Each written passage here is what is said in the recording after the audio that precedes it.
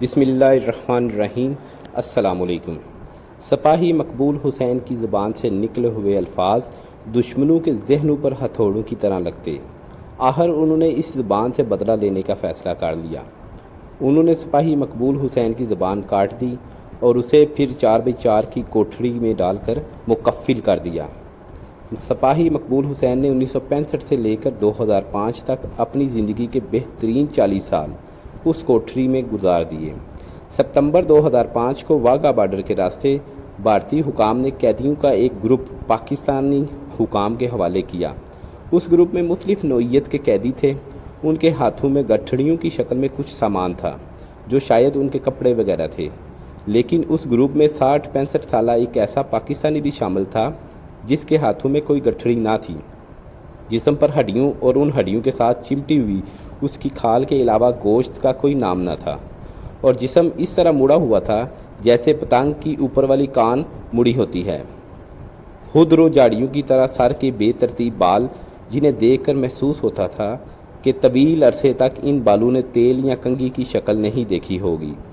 اور دکھ کی بات کہ پاکستان داخل ہونے والے اس قیدی کی زبان بھی کٹی ہوئی تھی، لیکن ان سارے مصائب کے باوجود اس قیدی میں ایک چیز بڑی مختلف تھی، اور وہ تھی اس کی آنکھیں، جن میں ایک عجیب سی چمک تھی۔ پاکستانی حکام کی طرف سے ابتدائی کارروائی کے بعد ان سارے قیدیوں کو فارغ کر دیا گیا۔ سارے قیدی اپنے اپنے گھروں کو روانہ ہو گئے، لیکن یہ بوڑھا قیدی اپنے گھر جانے کی بجائے ایک عجیب منزل کی تلاش میں نکل کھڑا ہوا۔ کانپتے اور ناتواں ہاتھوں سے وہ ٹوٹے ہوئے الفاظ لکھ کر اپنی منزل کا پتہ پوچھتا رہا، اور ہر کوئی اسے ایک غریب سائل سمجھ کر اس کی رہنمائی کرتا رہا۔ اور یوں 2005 میں یہ بوڑھا شخص پاکستان آرمی کی آزاد کشمیر ریجمنٹ تک پہنچ گیا۔ وہاں پہنچ کر اس نے ایک عجیب دعویٰ کر دیا۔ اس دعوے کے پیش نظر اس شخص کو ریجمنٹ کمانڈر کے سامنے پیش کر دیا گیا۔ کمانڈر کے سامنے پیش ہوتے ہی نہ جانے اس بوڑھے ناتواں شخص میں کہاں سے اتنی ہمت آ گئی کہ اس نے ایک نوجوان فوجی کی طرح کمانڈر کو سلیوٹ کیا اور ایک کاغذ پر ٹوٹے ہوئے الفاظ میں لکھا، سپاہی مقبول حسین نمبر 335139 ڈیوٹی پر آ گیا ہے اور اپنے کمانڈر کے حکم کا منتظر ہے۔ کمانڈر کو کٹی ہوئی زبان کے اس لاغر، ناتواں اور بدحواس شخص کے اس دعوے نے چکرا کر رکھ دیا۔ کمانڈر کبھی اس تحریر کو دیکھتا اور کبھی اس بوڑھے شخص کو جس نے ابھی کچھ دیر پہلے ایک نوجوان فوجی کی طرح بھرپور سلیوٹ کیا تھا۔ کمانڈر کے حکم پر قیدی کے لکھے ہوئے نام اور نمبر کی مدد سے جب فوجی ریکارڈ کی پرانی فائلوں کی گرد جاڑی گئی اور اس شخص کے رشتہ داروں کو ڈھونڈ کر لایا گیا تو ایک دل دہلا دینے والی داستان سامنے آئی۔ اور یہ داستان جاننے کے بعد اب پھولوں، فیتوں اور سٹارز والے اس لاغر شخص کو سلیوٹ مار رہے تھے۔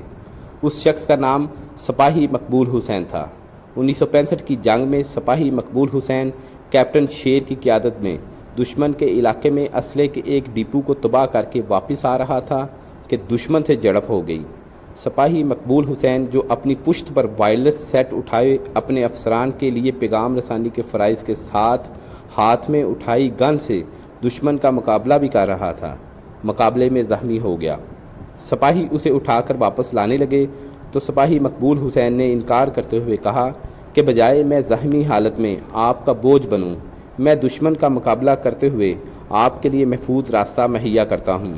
ساتھیوں کا اصرار دیکھ کر مقبول حسین نے ایک چال چلی اور خود کو چھوٹی کھائی میں گرا کر اپنے ساتھیوں کی نظر سے اوجھل کر لیا۔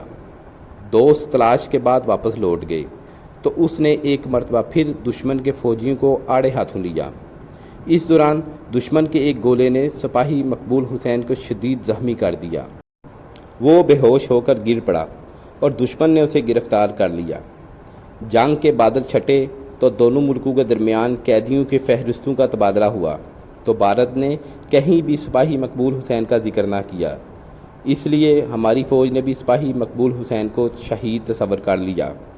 بہادر شہیدوں کی بنائی گئی ایک یادگار پر اس کا نام بھی کنندہ کر دیا گیا۔ ادھر بھارتی فوج خوبصورت اور کڑیل جسم کے مالک سپاہی مقبول حسین کی زبان کھلوانے کے لیے اس پر ظلم کے پہاڑ توڑنے لگی۔ اسے 4x4 فٹ کے ایک پنجرہ نما کوٹھڑی میں قید کر دیا گیا، جہاں پر وہ نہ بیٹھ سکتا تھا نہ لیٹ سکتا تھا۔ دشمن ان ساز سوز مظالم کے باوجود اس سے کچھ اگلوا نہ سکا تھا۔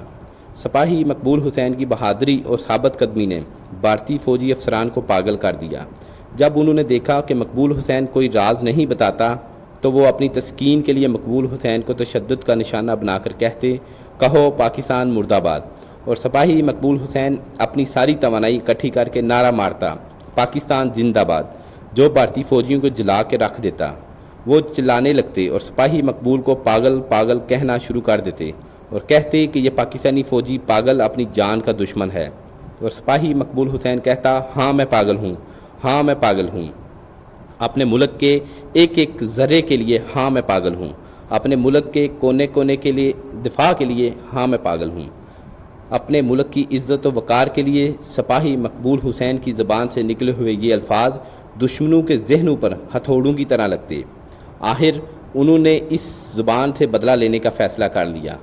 انہوں نے سپاہی مقبول حسین کی زبان کاٹ دی اور اسے پھر 4x4 کی کوٹھری میں ڈال کر مکفل کر دیا۔ سپاہی مقبول حسین نے 1965 سے لے کر 2005 تک اپنی زندگی کے بہترین 40 سال اس کوٹھری میں گزار دیے۔ اب وہ کٹی زبان سے پاکستان زندہ باد کا نعرہ تو نہیں لگا سکتا تھا، لیکن اپنے جسم پر لباس کے نام پر پہنے چیتھڑوں کی مدد سے 4x4 فٹ کوٹھری کی دیوار کے ایک حصے کو صاف کرتا اور اپنے جسم سے رستے ہوئے خون کی مدد سے وہاں پاکستان زندہ باد لکھ دیتا۔ یوں سپاہی مقبول حسین اپنی زندگی کے بہترین دن اپنے وطن کی محبت کے پاگل پن میں گزارتا رہا۔